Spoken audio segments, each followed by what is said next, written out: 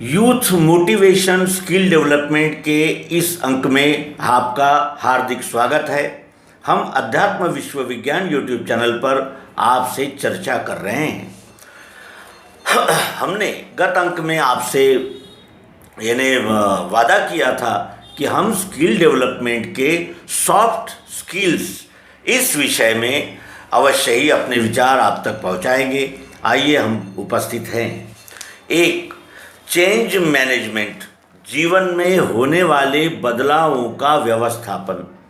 जीवन में सदैव बदलाव शुरू रहते हैं, एक सी परिस्थिति सदैव नहीं होती, तो वो जीवन में आने वाले बदलावों का किस तरह व्यवस्थापन, मैनेजमेंट करने का, इसके विषय में जागृत रहना। इसके लिए एक उदाहरण ऐसा देखेंगे कि जैसे किसी को विवाह करना है, तो विवाह तो वो कर सकता है, अभी भी कर सकता है, लेकिन जो इस चेंज मैनेजमेंट, जीवन में बदलाव का व्यवस्थापन, जो इस कला को जानता है, वो ये भी जानता है कि पत्नी आने के बाद रहने की व्यवस्था करनी होती है, और पत्नी के लिए दाल भात की व्यवस्था, उसके कपड़े, उसका रहन सहन और सुख शांति, और हम भी पेट भर के खाना खाएं और साधु को भी एक रोटी एक निवाला दे सकें, इतने योग्य रहें। तो वो क्या करेगा? रोजगार देखेगा, अपने स्किल को परखेगा, बढ़ाएगा, रोजी रोजगार करेगा और उसके अनंतर विवाह का निर्णय लेगा। दूसरा हम देखें सेल्फ एनालिसिस, स्वयं परीक्षण। सेल्फ एनालिसिस, स्वयं परीक्षण। स्वयं परीक्षण क्या होता है? मुझ में ही कौन कौन सी बुराइयां हैं, इसका निरीक्षण एकांत में करना। क्योंकि ये भीड़ भड़के में हम तो एक क्षण भी हमारे मन को, चित्त को, बुद्धि को, इंद्रियों को आराम नहीं मिलता। लेकिन एकांत में जब हम स्वयं के साथ संवाद करेंगे, सेल्फ एनालिसिस करेंगे, स्वयं परीक्षण, तो हमें हमारी बुराइयां दिख जाएगी। कहते हैं कि राम न मारे काहू को, पापी नहीं है राम, आप ही आप मर जाता है, कर कर खोटे काम। तो स्वयं परीक्षण करने से हम उन बुराइयों को जांच सकते हैं जिन बुराइयों की वजह से हमारी सफलता में अवरोध निर्माण हो रहे हैं। उसके बाद तीसरा, गोल सेटिंग, ध्येय निर्धारण कौशल्य। जीवन में सबसे बड़ा स्किल अगर कोई है तो वो गोल सेटिंग है। अपने जीवन का ध्येय, अपने जीवन का लक्ष्य निर्धारण करना। क्या करना चाहता हूँ मैं जीवन में? और ये प्रश्न तो तभी उठना चाहिए जब इस जीव का पूर्ण सौंदर्य और शक्ति का एक ऐसा वो प्रवाह युवावस्था में, तभी इस गोल सेटिंग को कर लेना चाहिए। क्योंकि गोल सेटिंग न करने से फिर आगे जैसी धारा में वो शव बहता है, उसी तरह जो धारा मिल गई, उस धारा में बहते बहते मनुष्य कटर गटर में भी जा सकता है, और मनुष्य किसी सुबत्ता वाले समृद्ध स्थान पर भी जा सकता है। लेकिन वो लहर निर्णायक होती है, अहम नहीं। उसके अनंतर एटीट्यूड मैनेजमेंट स्किल्स, विचार व दृष्टिकोण व्यवस्थापन कौशल्य। अपने विचारों को और अपने दृष्टिकोण को व्यवस्थित करना, उसका व्यवस्थापन करना। चौथा है एटीट्यूड मैनेजमेंट स्किल्स, विचार व दृष्टिकोण व्यवस्थापन कौशल्य। विचारों को व्यवस्थित करना, विचारों को एकत्रित करना, और उन विचारों को, एकत्रित किए विचारों पर अपना निर्णय लेना, आगे बढ़ना, ये कहलाता है एटीट्यूड मैनेजमेंट। अब विचार और दृष्टिकोण का व्यवस्थापन कैसे करें? तो दृष्टियाँ 3 प्रकार की होती है। एक होती है विध्वंसक, दूसरी होती है व्यावहारिक, और तीसरी होती है आध्यात्मिक। तो अपना दृष्टिकोण हम जैसा बनाएंगे वैसा बनेगा। 10,000 कमाने वाला भी समाधान से जीता है, और 2 लाख रुपए का मासिक पैकेज मिलने वाले लोग भी रोते हुए ही नजर आते हैं। अपनी इच्छाओं का, यानी जिसे कहते हैं छांटना, अपनी इच्छाओं को कम करना और महत्वपूर्ण इच्छाओं को ही जीवन में स्थान देना, यही हम एटीट्यूड मैनेजमेंट स्किल्स में कर सकते हैं। फिर सेल्फ मोटिवेशन स्किल्स, स्वयं प्रेरणा कौशल्य। स्वयं ही स्वयं को प्रेरणा दी जा सकती है। जैसा हमारे पास क्या है, हमारे पास क्या नहीं है, इसकी तो लिस्ट बहुत बड़ी हो सकती है, लेकिन हमारे पास क्या है, जो हमारे पास है उसमें से हमने निश्चित किए हुए ध्येय की ओर हम किस तरह बढ़ सकते हैं, इसका निर्णय ही हो सकता है सेल्फ मोटिवेशन स्किल्स।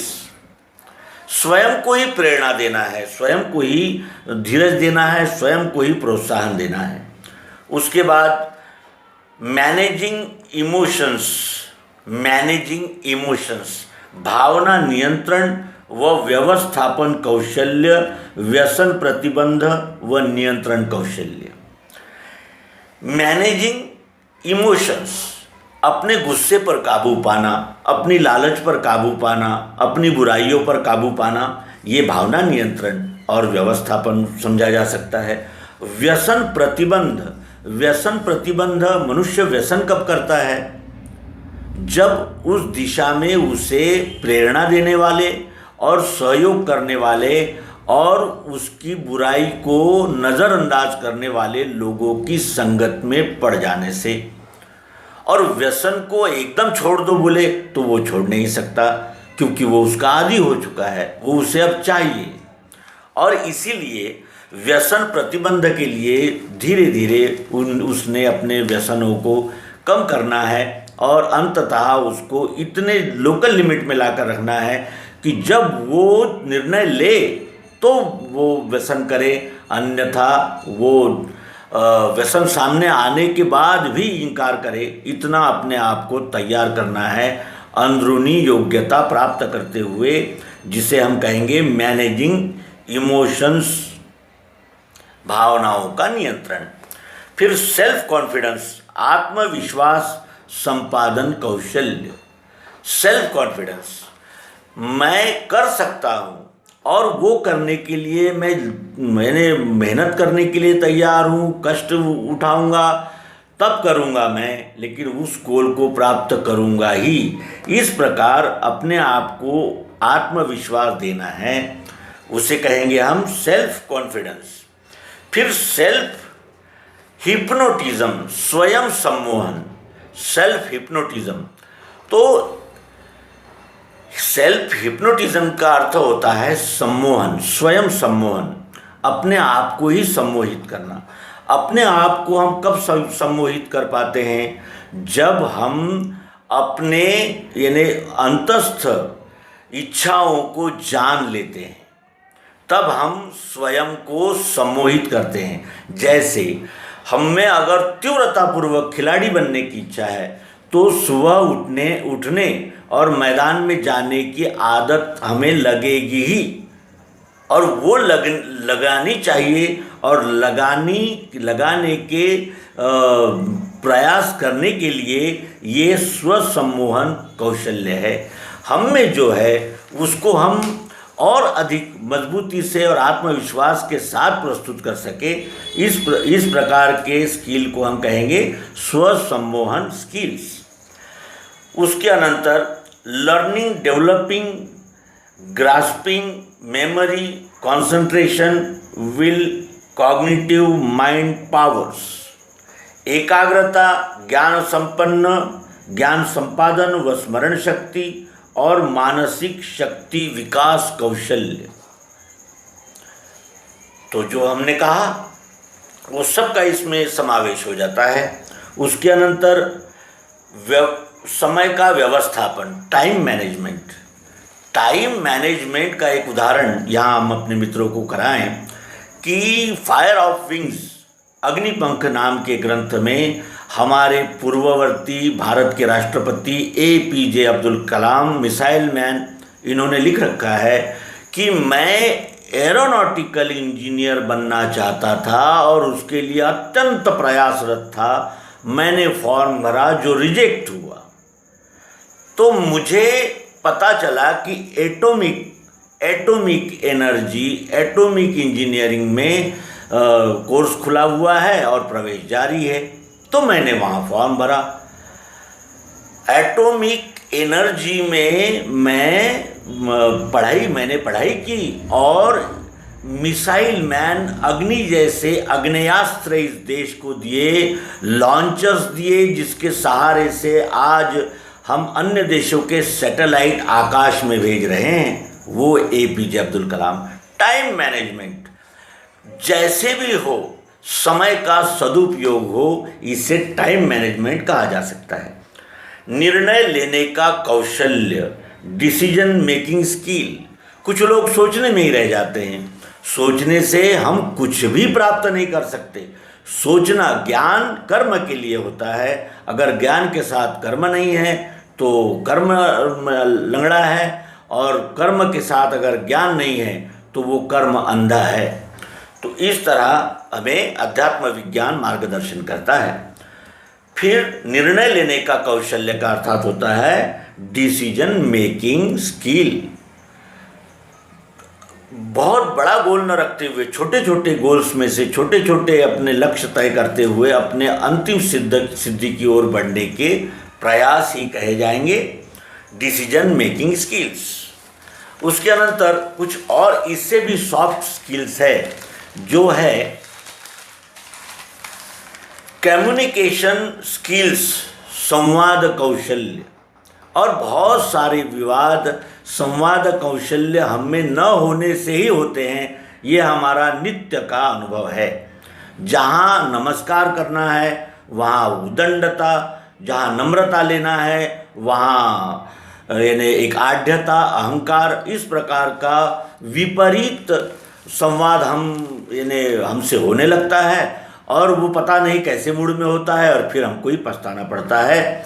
तो पहला है कम्युनिकेशन स्किल्स, संवाद कौशल्य।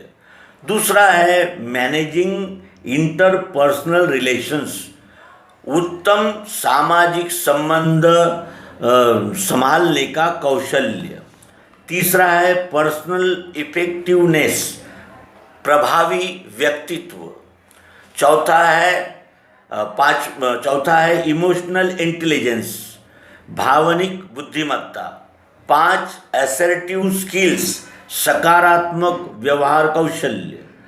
फिर छठवां है काउंसलिंग स्किल्स, समुपदेशन कौशल्य। 7वां है एटिकेट्स मैनर्स, शिष्टाचार कौशल्य।